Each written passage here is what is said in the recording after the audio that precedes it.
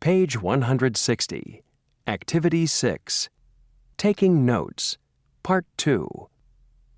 Some people believe that American English vocabulary and British English vocabulary are very different, but actually they are not. The English language has more than 1 million words, yet there are only a few hundred words and expressions that are different in American and British English. You can see a few of them in the chart right here. So, for instance, Americans say truck, but the Brits say lorry. Another well-known example is elevator, which is used in the United States, and lift, which is the British term.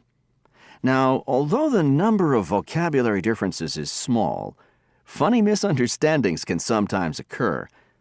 For instance, if an American says, "I'm going to wash up," he would go into the bathroom and wash his hands and face.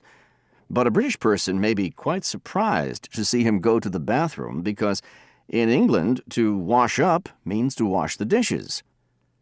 Vocabulary differences can also create some confusing situations in restaurants.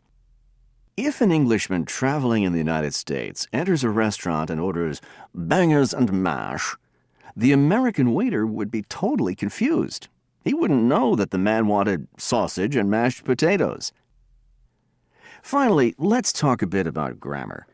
I've left this category for last because in the area of grammar, standard American and British English are nearly identical.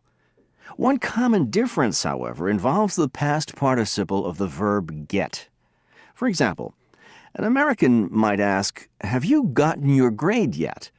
Whereas a Brit would ask, "Have you got your grade yet?" Another difference is in the use of the verb have, especially in questions. Americans say, "Do you have any ideas?" But the British say, "Have you any ideas?" There are also differences in prepositions.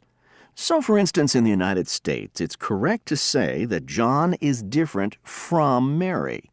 But the British will say that John is different than Mary. But these differences are very small and few in number. And this brings me to my conclusion, which is this.